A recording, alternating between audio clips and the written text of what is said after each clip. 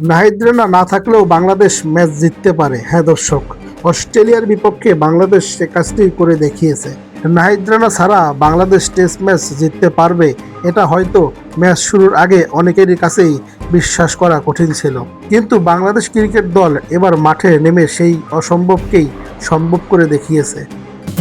অস্ট্রেলিয়ার মতো শক্তিশালী দলের বিপক্ষে, তাও আবার অস্ট্রেলিয়ার মাটিতে, নাহিদ রানা দলে না থাকায় অনেকেই ধরে নিয়েছিলেন বাংলাদেশ এই ম্যাচে ভালো করতে পারবে না।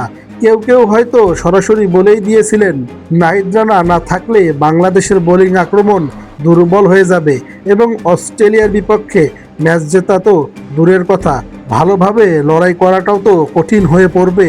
কিন্তু বাংলাদেশ এবার সবাইকে ভুল প্রমাণ করেছে। নাহিদ রানা একজন অসাধারণ প্রতিভাবান পেস বোলার, এটা নিয়ে কোনো সন্দেহ নেই।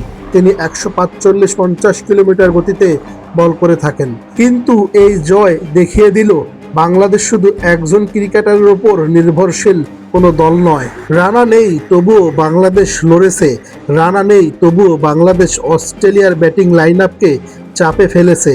আর শেষ পর্যন্ত রানাকে ছাড়াই অস্ট্রেলিয়ার মাটিতে বাংলাদেশ টেস্ট ম্যাচ জিতেছে।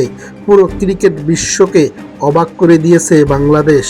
এই জয়ের সবচেয়ে বড় বার্তাটা এখানেই, একজন খেলোয়াড় না থাকলেই বাংলাদেশ শেষ হয়ে যাবে এই ধারণা আর চলবে না।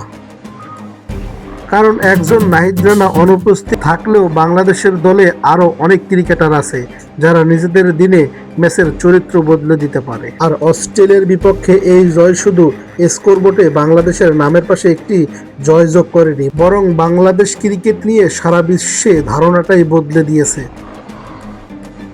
নাহিদ রানা ছাড়াও বাংলাদেশ টেস্ট ম্যাচ জিততে পারে। বাংলাদেশ এবার সেটা শুধু বলেইনি, অস্ট্রেলিয়ার মাটিতে তা করে দেখিয়েছে। বাংলাদেশের এই জয়টাকে আপনারা কিভাবে সেলিব্রেট করেছেন?